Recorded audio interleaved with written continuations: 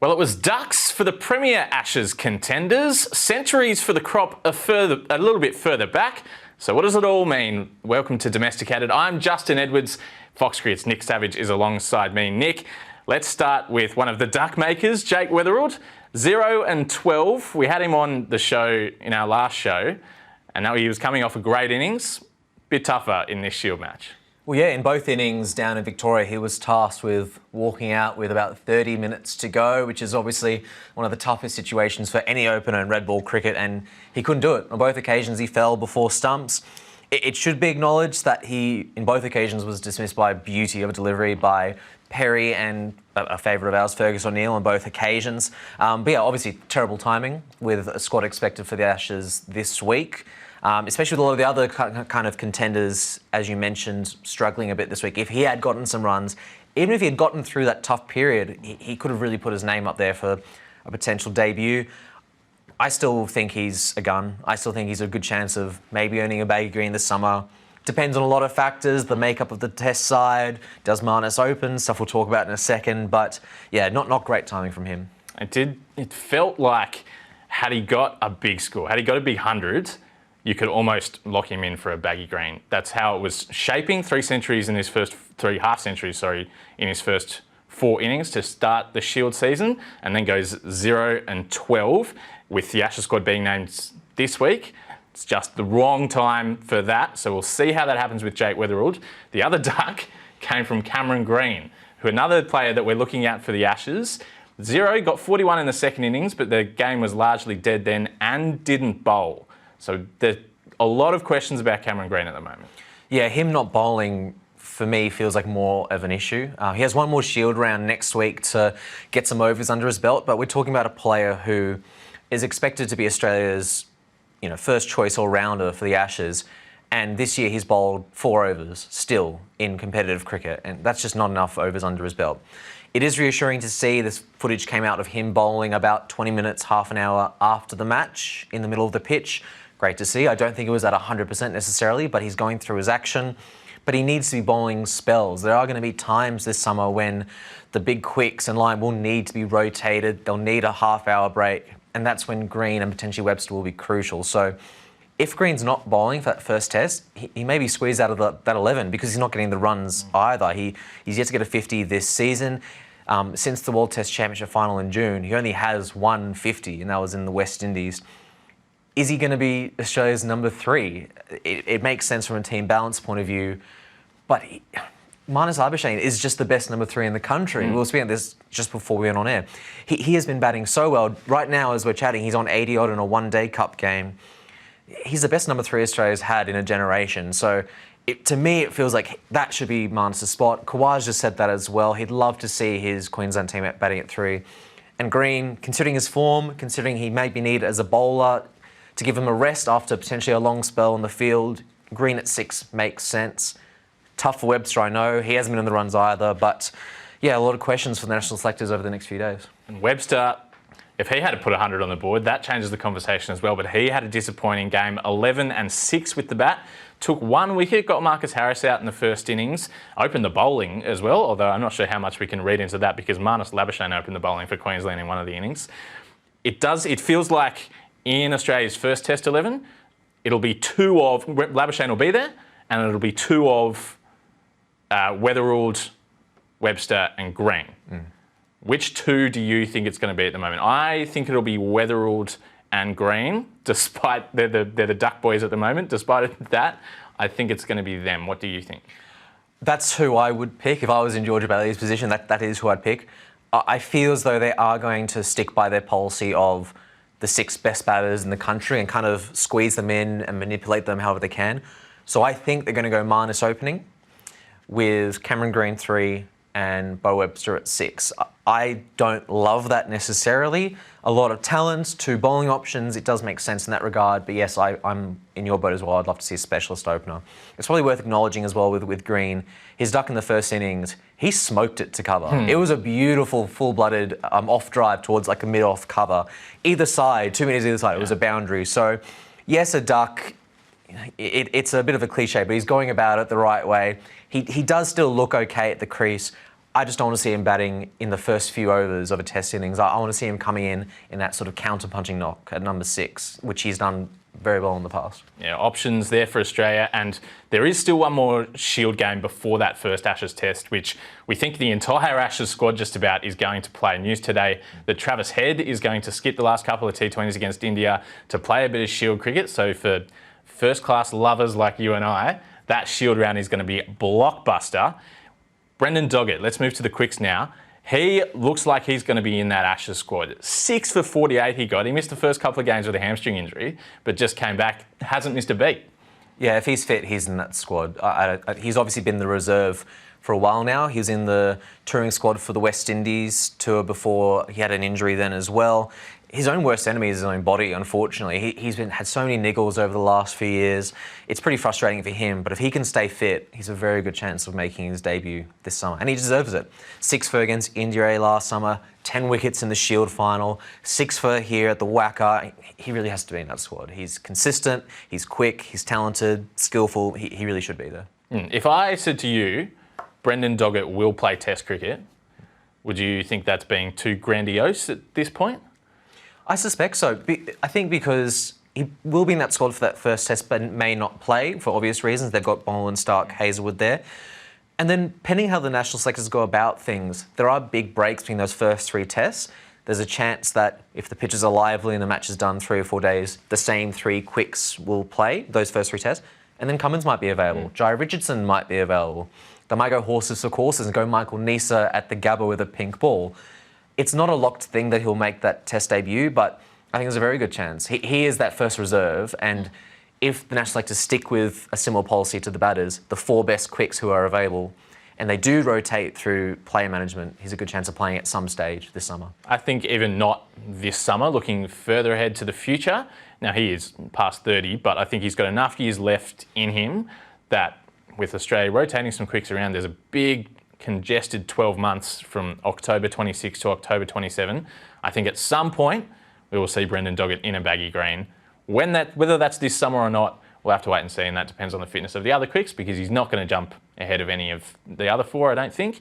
The other quicks, it looks as though Sean Abbott and Michael Neser are the other 2 in contention. We don't think the selectors are going to go with Fergus O'Neill just yet, and their moves in taking Abbott out of the T20 squad and giving Neser a rest from the last Shield game, it looks like those are the next guys in line. Neser perhaps, maybe, in the pink ball test in Brisbane. Is that how you're seeing it? Yeah, certainly. I think they're the 3 that have been name-checked by the national selectors in the past. It would obviously be a great story for Sean Abbott. He's been a stalwart of domestic cricket for 12 years. For him to finally earn that baggy green, being in and out of the test squad for 5 years. And Neser deserves it. He's an absolute gun. He's been so consistent for Queensland.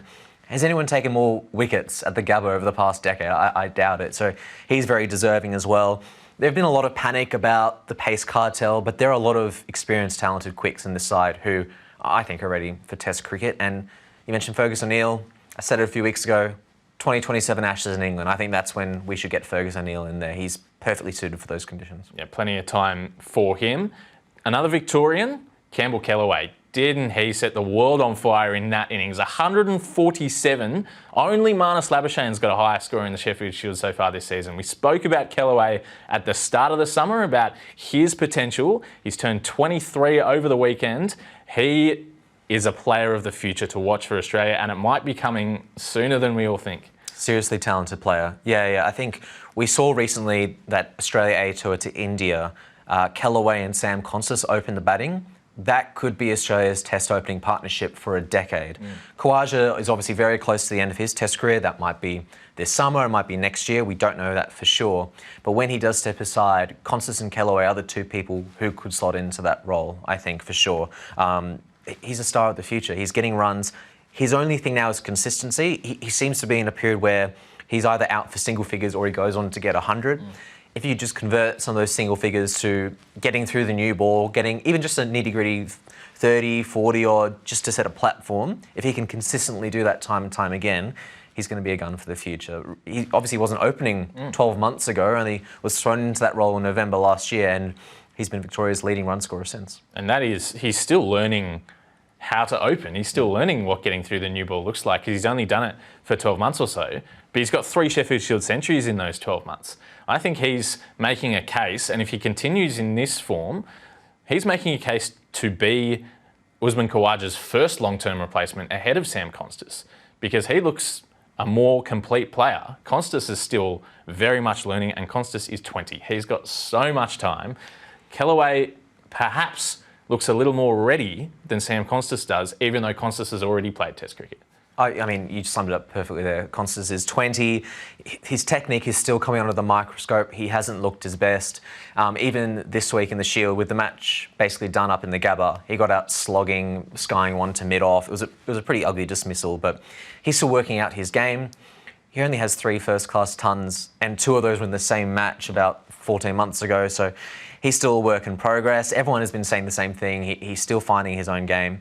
Kellaway is closer to looking like a complete first-class and potentially Test cricketer, so I support you there. He's a very good chance when Khawaja hangs up the boots to take that role at the top of the order. Yeah, Campbell Kellaway, my best innings of the round of Shield cricket, but there were a lot of hundreds. There were 8 centuries in this round of Shield cricket, which is the same amount as there were in the first 2 put together. So lots of batsmen putting their hand up, and I'm calling the centuries for the forgotten men of Australian cricket. There were lots of them.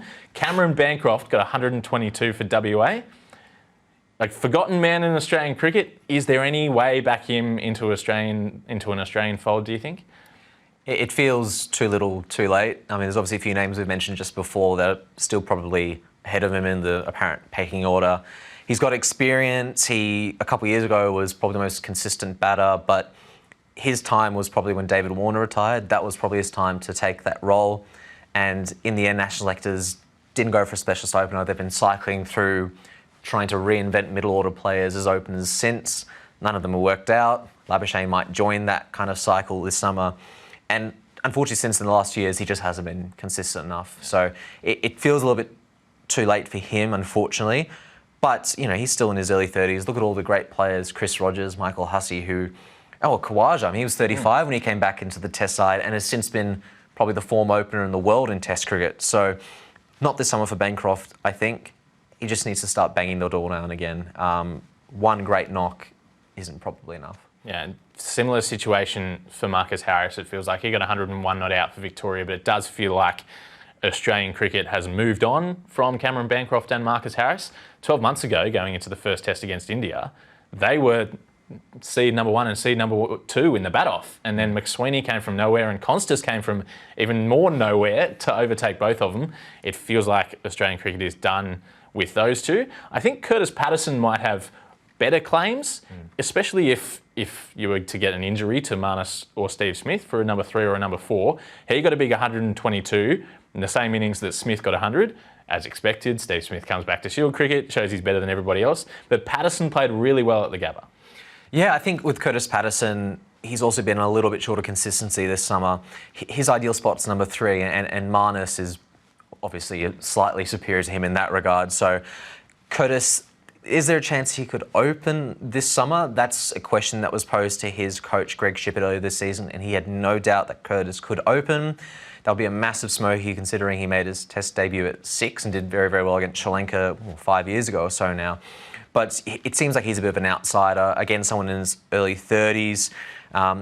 If there's injury, if there's a massive dip in form, he's a chance for that 3 spot potentially. But I think, you know, as we've said for a few people today, there's probably a couple of names ahead of him at this stage. It feels like all those guys, Bancroft, Harris, Patterson, and also Nathan McSweeney, who got 100, which was great to see him back in the runs. That was his first 100 since playing Test cricket for Australia. It feels like if they had have put that innings in the first Shield round, put that big marker down, and then with that confidence go into the second and third, maybe get another big one, that would have them right in the frame. But the guy that did that was Marnus. He put 400s together across the One Day Cup and the Shield cricket, and that's just completely shut the door on these guys.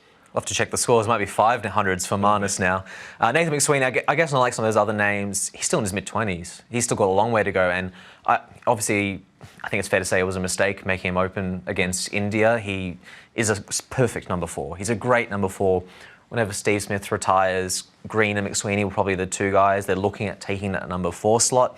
I still see McSweeney having a great Test career ahead of him. He's obviously considered a leader as well. He's captained Australia on a number of tours and series now. So plenty of time for McSweeney as well. We'll just have to wait and see how the team sort of shapes over the next 24 months. As we expect, there'll be a few retirements with Steve Smith, Osman Khawaja, the bowlers. Those gaps are opening, and those young guys will certainly be, front of the queue. It's another great innings in that South Australian game for Jake Lehmann. Got it in the 90s. Jack Clayton got 100 for Queensland as well. He's one that could maybe push in a couple of years. He's another one that's got age on his side. He's a little bit older than Constas and Kellaway, but still the right side of 30. And if potentially when Steve Smith moves out of the team in the next couple of years, Clayton is potentially a contender along with guys like McSweeney if he puts quite a few hundreds together. Is that how you see him? Yeah, I think those names, Lehmann, Clayton, I think Australia A is probably the next sort of spot for them. I'm not too sure when the next Australia A series is. They're against the England Lions. That's aligns with the second Ashes test. Exactly right, yeah. So that's early December. That's probably a good chance for those younger players to get a chance to prove their worth. They're probably still a couple of years away from serious contention, but get runs under the belt, perform for Australia A, and there's going to be Prime Minister's 11 games coming up over the next couple of seasons too. I'd love the national selectors to give these names a go. That's the perfect opportunity to blood them, and then higher honours await. I think we might see a pretty Victorian-heavy Australia A team. I think Kellaway will be there, and I think the bowling attack could have both Fergus O'Neill and Mitch Perry. Mitch Perry with a 5-for, Fergus O'Neill got 4-for, and the Vicks are 3 from 3 to start the Shield season. O'Neill was bowling one of the best spells in Shield in that second innings. He was genuinely unplayable. He was, the keeper was up to the stumps, but he was still manoeuvring it, beating the edge on countless occasions. He had the ball on a string. He looked so fantastic.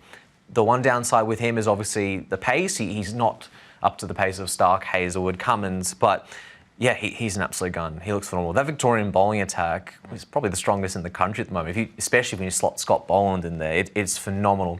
A lot of exciting young quicks, and yeah, 3 from 3.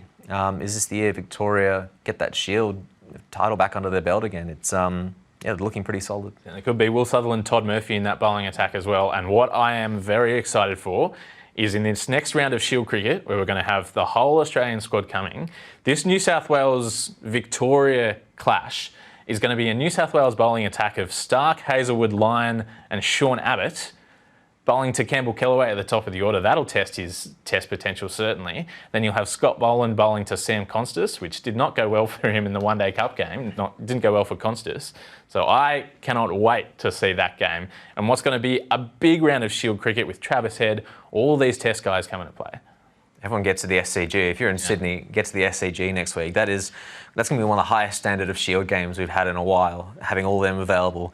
Obviously, for the test guys, this is a good chance for them just to, test their bodies. Essentially, a lot of those names you mentioned haven't done 4-day, 5-day cricket since the West Indies tour. Essentially, Hazelwood looks amazing during this one white ball series against India. He's been phenomenal. He's been putting the ball on an absolute dime. So, good chance for him just to build up his workloads ahead of that first test. Hopefully a chance for some of the batters to get some runs under the belt, just a bit of confidence ahead of the Ashes. Yeah, what an awesome round of Shield, and hopefully a lot of eyeballs on this competition as well. Yeah, and speaking more broadly, do you think George Bailey and the selection panel will have their idea of the first Ashes 11 prior to this Shield round, or do you think there could still be a spot up for grabs? Bailey strikes me as the kind of guy that likes to make the decisions a little bit further in advance. He doesn't like that added stress on a round of Shield cricket. But you can't ignore form, and that will be the most recent form going into the Shield game. It's like we're trying to pick a Melbourne Cup winner at the moment. You've got to look at the most recent race. If Jake Weatherald gets 100 for Tasmania this week, Tasmania are playing in Hobart against South Australia, especially if it's a tricky deck, that does so much for his case. And if he's not in the squad named this week, I think that's a mistake. I think Australia should name a big squad this week and give themselves lots of options going to Perth. I suspect they will have an idea, the national selectors, of what their top 6 will be or what their 11 will be. The one caveat I think will be Cameron Green. I think him bowling and him batting, him getting overs on the belt, that will go a long way in determining that lineup, because if Green is not fit as a bowler, if he cannot serve as an all-rounder, it feels like Bo Webster's a must. Then it feels like he's a lock, and that will go a long way in Webster's case of playing. And then obviously the order will jig around that. So while, as you said, there will be a big Ashes squad, there probably should be a specialist opener in there, whether that's a Renshaw or a Weatherald. I think that final 11 will come down so much to Green. He feels like the final determining factor in what team will come up against England in Perth. So wait and see. We just want to see Green rolling in, bowling bounces, swinging the ball. We just want to see him fit because it feels like such a frustrating start to his career. And every time he seems to come back, a little niggle pops up. He's ruled out of the one-day series. It's been a frustrating time. If he can be fit, he's in there, and I think the starting 11 feels pretty clear. We will get our first look at that. WA taking on Queensland at the Wacker. The other two matches, Tasmania against South Australia and Hobart, and then the big one, New South Wales and Victoria at the SCG. Nick Savage, thanks for your company. Next round of Sheffield Shield cricket underway on Monday, the 15th of November. Every ball on KO Sports.